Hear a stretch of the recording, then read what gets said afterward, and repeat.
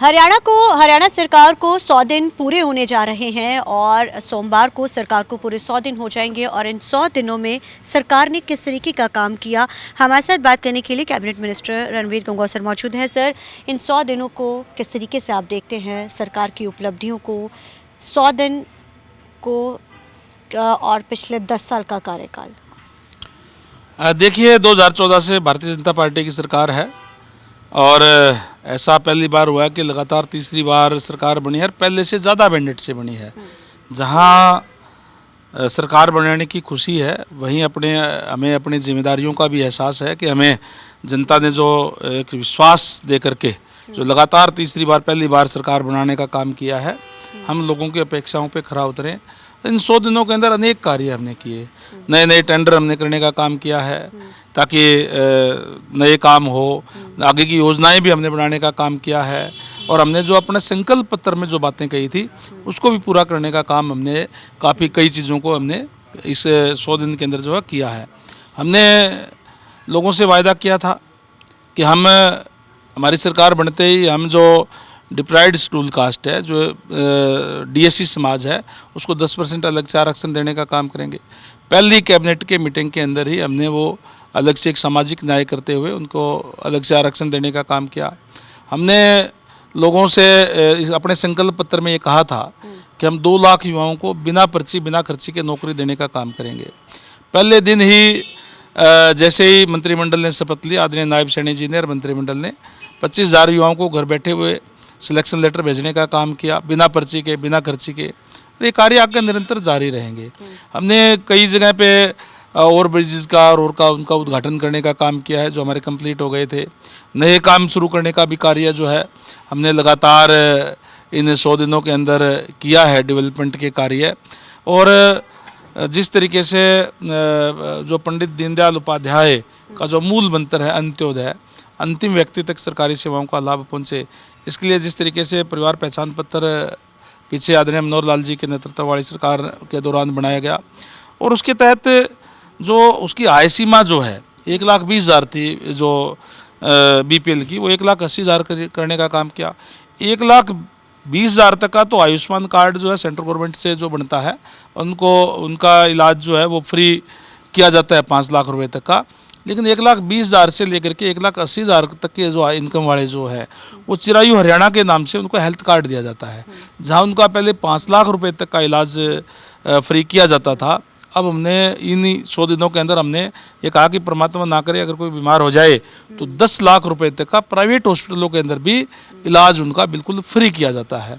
इसी तरीके से जो 70 साल से ऊपर जो है, जो चाहे किसी भी आय वर्ग के लोग हों, उनका 5 लाख रुपए तक का इलाज बिल्कुल फ्री जो है वो सरकार की तरफ से जो है वो किया जाएगा। तो इस तरीके से अनेक कदम जो है इन 100 दिनों के अंदर हमने उठाए हैं। विभाग की अगर बात की जाए, बड़ा अहम विभाग आपके पास है, उसमें किस तरीके के आपने बड़े कदम जो उठाए हैं, चाहे पंचायतों को लेकर हो कि तमाम जो चीज़ें अभी उठी हैं, उनमें आपने क्या क्या किया है जो लगता है कि ये बड़ा चैलेंज था, मैंने इसको कंप्लीट किया?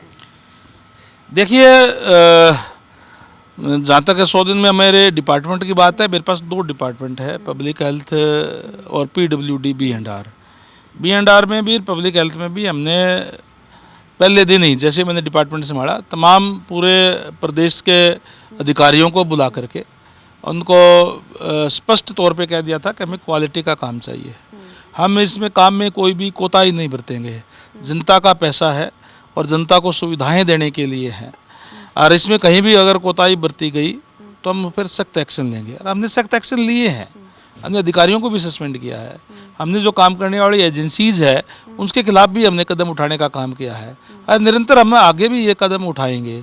कोई एजेंसी अगर काम करने वाले उसको ब्लैक लिस्ट करेंगे, अगर वो काम में अगर कमी पाई तो। जो जिम्मेदार अधिकारी है, कर्मचारी है, उनके खिलाफ भी हम एक्शन लेंगे, पहले भी हमने लिए हैं। एक चीज़ बड़ी आम भी देखने को मिली है सर इस बार कि जैसे मुख्यमंत्री हैं, जब भी वो मंचेस पे जाते हैं, कई किस्से भी उनके सामने आए हैं, विपक्ष जो लगातार ये कह रहा है कि 100 दिन में सरकार ने कुछ नहीं किया है, सरकार सिर्फ अनाउंसमेंट्स करती, जैसे पहले अनाउंसमेंट वाली थी सेम उस तरीके से कर रही है। लेकिन उन्हीं के ही जो विधायक जीते हुए हैं वो सीएम के साथ मंच पे इकट्ठे दिखे।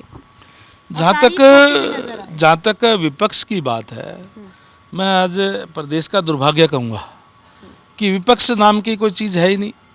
विपक्ष जहाँ सत्ता, दोनों ही देखो प्रजातंत्र के अंदर पक्ष और विपक्ष दोनों ही बहुत महत्वपूर्ण होते हैं।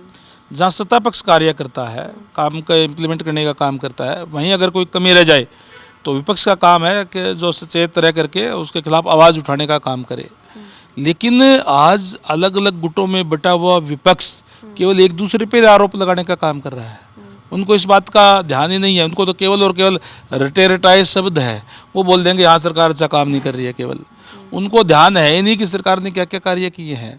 और स्वस्थ प्रजातंत्र के अंदर अगर सरकार कोई अच्छा कार्य करे तो उसकी प्रेज करनी चाहिए, और अगर सरकार की कोई कमी है तो उसके खिलाफ आवाज़ भी उठानी चाहिए।